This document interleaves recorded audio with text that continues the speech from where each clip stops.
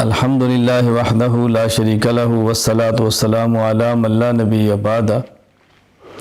پارہ نمبر 8۔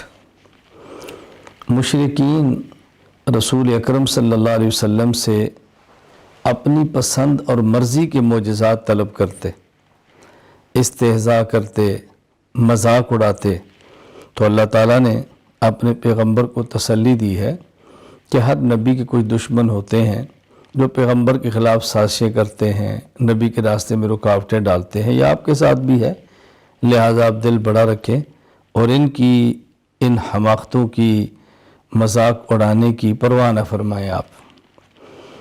اللہ تعالیٰ نے اعمال کی جزا اور سزا کو بیان فرمایا ہے۔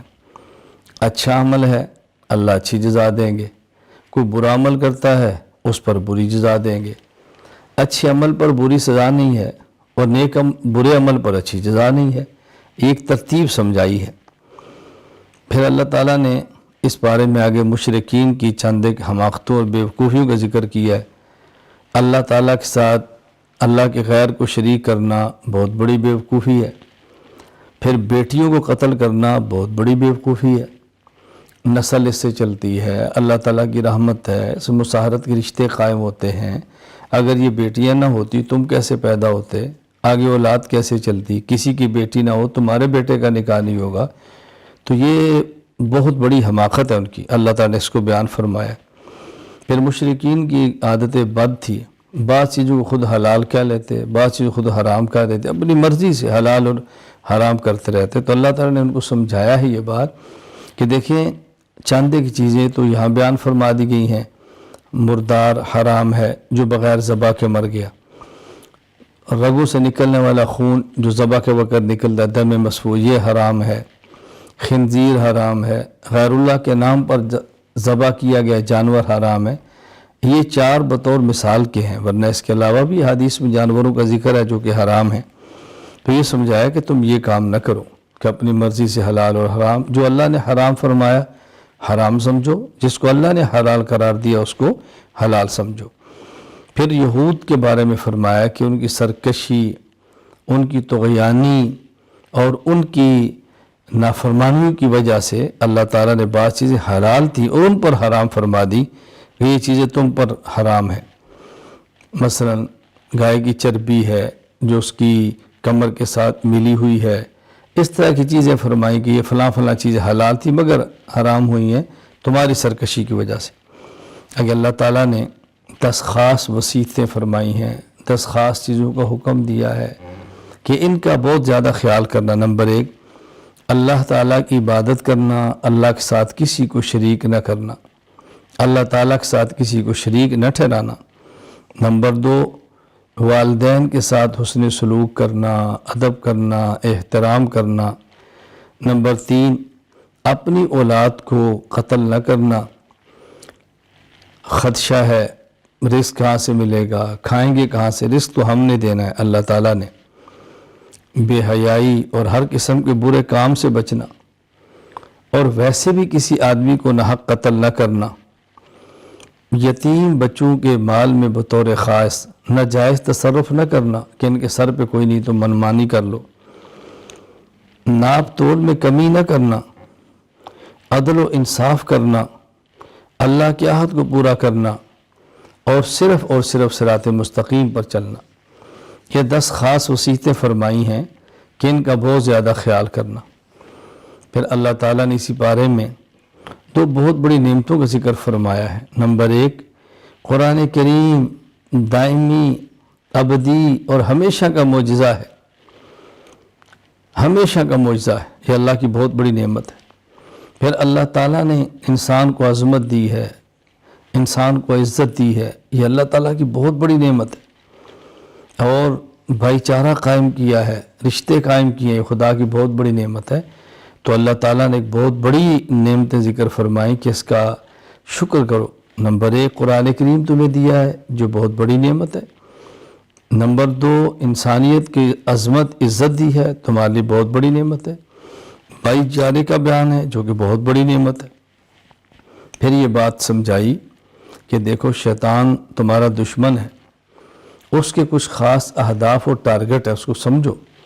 ایک اس کا بہت بڑا ہدف یہ ہے بے حیائی پھیلاؤ۔ بے حیائی کہاں سے ہے؟ انسان کو ننگا کرو، اس سے بے حیائی پھیلتی ہے۔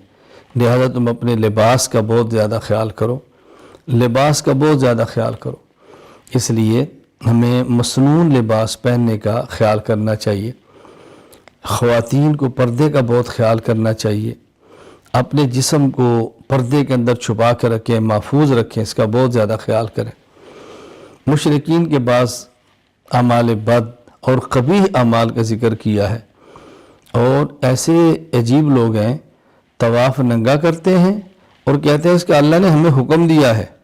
یہ بے حیائی کے کام کے اللہ کیسے حکم دے سکتے ہیں؟ یہ بہت بڑی ان کی گندی عادت تھی۔ پھر اللہ تعالیٰ نے دین کے بارے فرمایا کہ دیکھو یہ ایسا بہترین دین ہے کہ اس چیز کا حکم دیا گیا ہے اس دین میں جو انسان کے اختیار میں ہے، وسعت سے باہر نہیں ہے۔ لا نکلف نفسا الا وسعها، ہمت سے جو بڑھ جائے اس کا اللہ حکم ہی نہیں دیتے، جو برداشت کر سکے اللہ تعالیٰ اسی کا حکم دیتے ہیں۔ ایک ہے کسی چیز کا ناممکن ہونا، برداشت سے باہر ہونا، اور ایک ہے کسی چیز کا مشکل ہونا۔ شریعت کا کوئی حکم ناممکن اور برداشت سے باہر نہیں ہے، ہاں البتہ کچھ مشکل ہوتا ہے، تبھی تو عمل کرنے پہ اللہ تعالیٰ اجر عطا فرماتے ہیں۔ پھر اللہ تعالیٰ نے اس سورہ اعراف میں ذکر فرمایا ہے، ایک طرف جنت والے ہیں، ایک طرف جہنم والے ہیں، درمیان میں ایک دیوار ہے جس کا نام اعراف ہے۔ جنت والے جہنم والوں سے کہتے ہیں اللہ نے ہمارے ساتھ جو وعدہ کیا سچا تھا، ہمیں پا لیا، تمہارے ساتھ جو وعدہ جہنم کا تھا دیکھو تمہیں بھی مل گیا ہے۔ اب یہ اعراف والے ہیں جن کے اعمال نیک اور بد برابر ہیں، یہ کچھ عرصہ اعراف پر رہیں گے جنت اور جہنم کے درمیان، بالآخر اللہ تعالیٰ ان کو بھی جنت میں داخل فرما دیں گے۔ یہاں اس پارے میں توحید کے 3 اہم دلائل بیان فرمائے۔ نمبر 1، اللہ تعالیٰ نے 7 آسمان پیدا فرمائے اور کسی آسمان کے نیچے ستون نہیں ہے، ایک چھوٹی سی چھت بغیر ستون کے کھڑی نہیں ہوتی۔ اللہ کریم نے کتنا بڑا قادر مطلق نے آسمان، پھر اوپر دوسرا، پھر تیسرا، پھر چوتھا، پھر 5واں، پھر 6واں اور 7واں، 7 آسمان بغیر ستون کے پیدا فرمائے۔ کتنی بڑی خدا کی طاقت ہے۔ نمبر 2، اللہ تعالیٰ کہ عرش کی وسعت کتنی زیادہ ہے، یعنی آسمان پھر اوپر عرش دیکھیں کتنی اس کی وسعت ہے، وسعتوں والا عرش ہے اور بغیر سہارے کے ہے، بغیر ستونوں کے ہے۔ اور اللہ تعالیٰ نے پھر سورج اور چاند کی تخلیق بتائی، سورج کیسے پیدا فرمایا، چاند کیسے فرمایا، کتنی بڑی یہ مخلوق ہے۔ اللہ تعالیٰ اپنی قدرت اور اپنی طاقت سے اس کو چلا رہے ہیں۔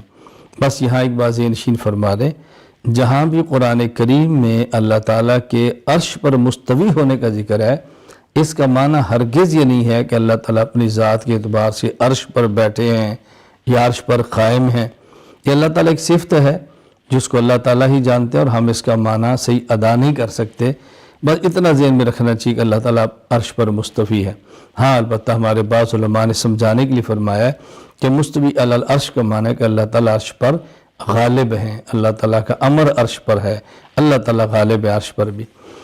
یہاں پھر اللہ تعالیٰ نے 6 انبیاء علیہ السلام کے قصے بیان فرمائے، حکمتیں بیان فرمائیں، عبرتیں بیان فرمائی۔ وہ 6 انبیاء کون سے ہیں؟ حضرت نوح علیہ السلام، حضرت ہود علیہ السلام، حضرت صالح علیہ السلام، حضرت لوط علیہ السلام، حضرت شعیب علیہ السلام اور حضرت موسیٰ علیہ السلام۔ ان کا اللہ تعالیٰ نے ذکر فرمایا ہے۔ اللہ تعالیٰ ہمیں شرک سے بچنے کی، توحید اختیار کرنے کی توفیق دے، بری عادات سے بچنے کی، اچھی عادات اختیار کرنے کی توفیق دے، اہل باطل سے دور رہنے، اہل حق کے ساتھ چلنے کی توفیق عطا فرمائے۔ وآخر دعوانا ان الحمد للہ رب العالمین۔